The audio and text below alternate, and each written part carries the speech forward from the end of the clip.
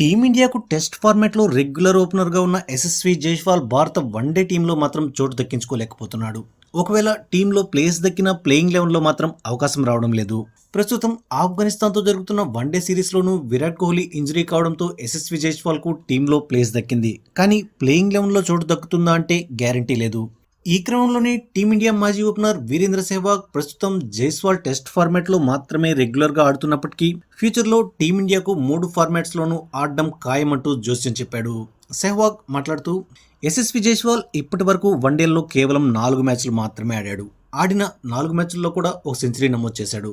కానీ ఆ తర్వాత జైస్వాల్కు సరైన అవకాశాలు రావడం లేదు. అందుకు ప్రధాన కారణం శుభ్మన్ గిల్ ఓపెనర్గా బరిలోకి దిగడం, అంతేకాకుండా రోహిత్ శర్మ ఇంకా వన్డే ఫార్మాట్లో కొనసాగుతూ ఉండడం. దాంతో ఓపెనర్ స్లాట్ ఖాళీగా లేదు. అందుకే అతనికి అవకాశం రావడం లేదు.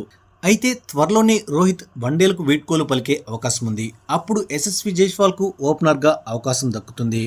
అయితే అతనికి రుతురాజ్ గైక్వాడ్ నుంచి పోటీ తప్పదు.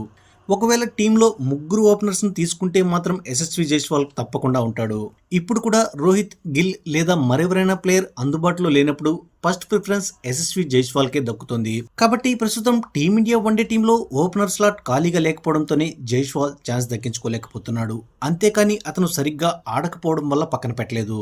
పైగా అతనికి ఛాన్స్ వచ్చినప్పుడల్లా అద్భుతంగా ఆడాడు. దాన్ని మనం మర్చిపోకూడదు. ఇక అలాగే ఇషాన్ కిషన్ గురించి కూడా మాట్లాడుతూ, జైస్వాల్ లాగానే ఇషాన్ కిషన్ కూడా వన్డే ఫార్మాట్లో పెద్దగా అవకాశాలు రావడం లేదు. అయితే ఈ ఫార్మాట్లో fastest double century Ishan Kishan పేరిటే ఉంది. కాబట్టి అతన్ని కూడా సెలెక్టర్స్ పరిగణలోకి తీసుకోవాలి.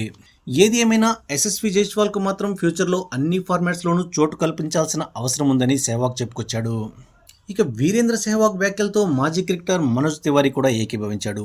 యశస్వి జైస్వాల్ను తప్పకుండా జట్టులోకి తీసుకోవాలని సూచించాడు. వన్డే వరల్డ్ కప్ తర్వాత 2 క్రికెటర్స్ రిటైర్మెంట్ తీసుకుంటారని, వాళ్ల స్థానాలను భర్తీ చేసే ఆటగాళ్లలో యశస్వి జైస్వాల్కే తొలి ప్రాధాన్యత ఇవ్వాలని తివారీ అభిప్రాయపడ్డాడు.